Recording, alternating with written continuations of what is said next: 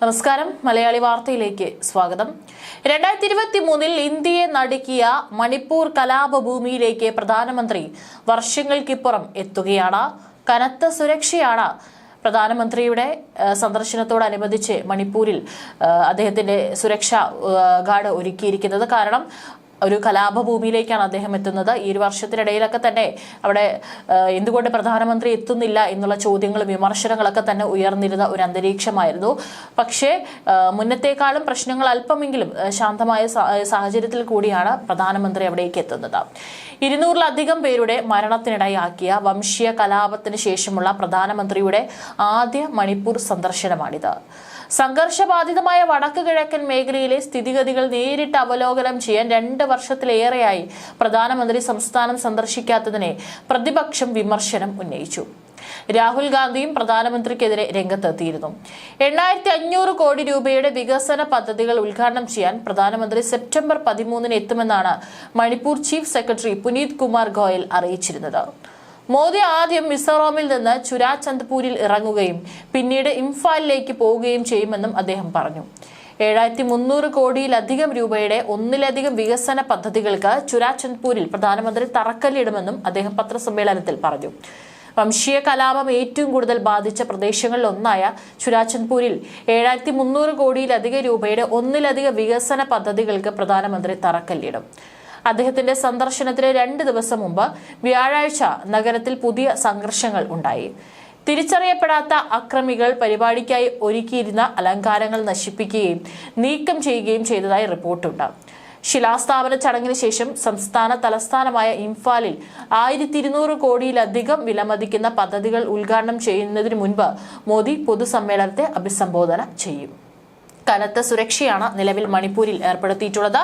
മണിപ്പൂരിന് പുറമെ മിസോറാം, അസം തുടങ്ങിയ വടക്ക് കിഴക്കൻ സംസ്ഥാനങ്ങളും പ്രധാനമന്ത്രി സന്ദർശിക്കും.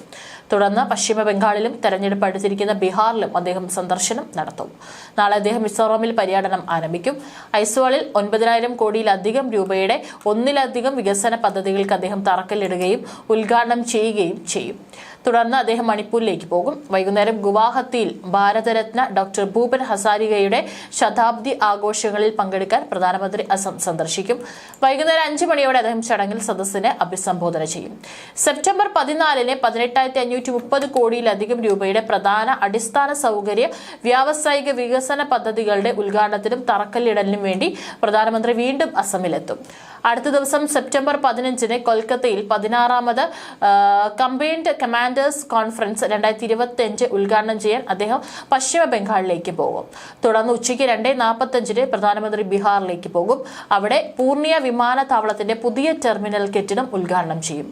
അതേസമയം പ്രധാനമന്ത്രിയുടെ സന്ദർശനത്തിനെതിരെ തീവ്ര സംഘടനകൾ ബന്ദ് പ്രഖ്യാപിച്ചിരിക്കുകയാണ്. അതിനിടെ കഴിഞ്ഞ ദിവസം ചുരാചന്ദ്പൂരിൽ സംഘർഷമുണ്ടായിരുന്നു. പ്രധാനമന്ത്രിയുടെ സന്ദർശനത്തോടനുബന്ധിച്ചുള്ള ഒരുക്കങ്ങളുടെ ഭാഗമായി കെട്ടിയ തോരണം നശിപ്പിക്കാൻ ചിലർ ശ്രമിച്ചതോടെ പോലീസും അക്രമികളും തമ്മിൽ ഏറ്റുമുട്ടുകയായിരുന്നു. ദേശീയപാത ഉപരോധം നാഗാ സംഘടനകൾ പ്രഖ്യാപിച്ചിരുന്നുവെങ്കിലും താൽക്കാലികമായി പിൻവലിച്ചിരിക്കുകയാണ്. 2023 മണിപ്പൂരിൽ വംശീയാക്രമം നടന്നതിന് ശേഷമുള്ള പ്രധാനമന്ത്രിയുടെ ആദ്യ സന്ദർശനമാണിത്. അതിനാൽ കനത്ത ജാഗ്രതയിലാണ് മണിപ്പൂർ. 2023 മെയ് മാസത്തിലാണ് മണിപ്പൂരിൽ സംഘർഷം ആരംഭിച്ചത്. ശേഷം ഇതുവരെ മോദി മണിപ്പൂർ സന്ദർശിക്കാതിരുന്നതും ഏറെ വിമർശനങ്ങൾക്കും വഴിവെച്ചിരുന്നു. പ്രധാനമന്ത്രി കലാപബാധിത പ്രദേശങ്ങൾ സന്ദർശിക്കുകയും ദുരന്തബാധിതരെ ആശ്വസിപ്പിക്കുകയും വേണമെന്ന് പ്രതിപക്ഷം നിരന്തരം ആവശ്യപ്പെട്ടിരുന്നു. എന്നാൽ വിഷയത്തിൽ പ്രതികരിക്കാൻ പോലും പ്രധാനമന്ത്രി തയ്യാറായിരുന്നില്ല.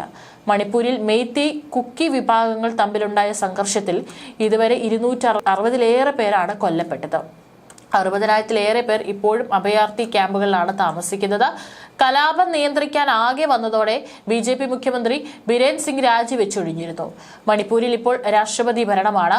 മെയ്തേയികളെ പട്ടികവർഗ പട്ടികയിൽ ഉൾപ്പെടുത്താൻ സർക്കാർ നടപടി സ്വീകരിക്കണമെന്ന മണിപ്പൂർ ഹൈക്കോടതി ഉത്തരവാണ് എല്ലാത്തിന്റെയും തുടക്കം. ഇതിനെതിരെ 2023 മെയ് 3 ചുരാചന്ദ്പൂരിൽ നടന്ന ട്രൈബൽ സോളിഡാരിറ്റി മാർച്ചോടെയാണ് കലാപം ആരംഭിക്കുന്നത്.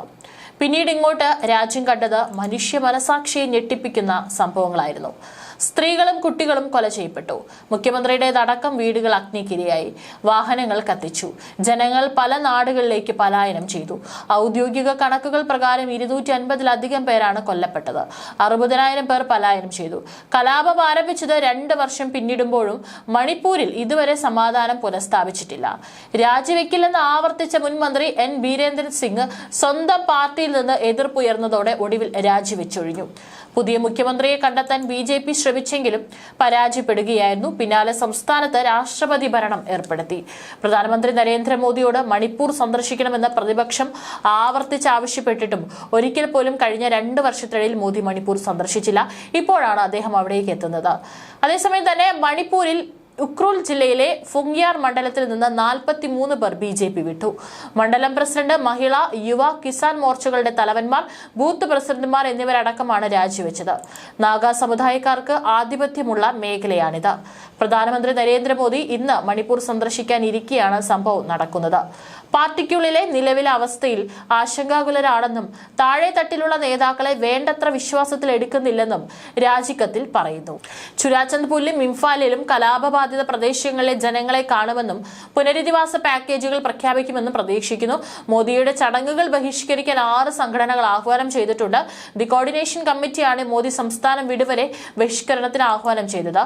ഇന്ന് ഇംഫാലിലും ചുരാചന്ദ്പൂരിലുമായി നടക്കുന്ന ചടങ്ങുകളിലാണ് മോദി പങ്കെടുക്കുന്നത്. സന്ദർശനത്തിന് മുന്നോടിയായി മേഖലയിൽ വൻ സുരക്ഷ ഏർപ്പെടുത്തി. മണിപ്പൂരിൽ ദേശീയപാത 2 തുറക്കാൻ തീരുമാനമായിട്ടുണ്ട്. ഇതിൽ സർക്കാരും കുക്കി സംഘടനകളും തമ്മിൽ ധാരണയായി. ഉപരോധങ്ങൾ അവസാനിപ്പിക്കാനും തീരുമാനമായി.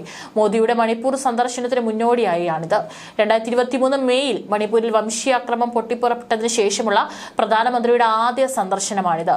മോദി ആദ്യം മിസോറാമാണ് സന്ദർശിക്കുന്നത്, ശേഷമാണ് മണിപ്പൂരിലെത്തുക.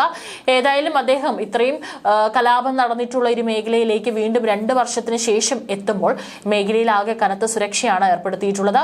പല സംഘടനകളും നേരിട്ട് ഇത് ബഹിഷ്കരിക്കും അല്ലെങ്കിൽ ഉപരോധിക്കും എന്നൊക്കെ പറഞ്ഞുകൊണ്ട് രംഗത്ത് വരുന്നതിനാൽ തന്നെ അദ്ദേഹത്തിന്റെ സുരക്ഷയും വളരെ വർദ്ധിപ്പിച്ചിട്ടുണ്ട്.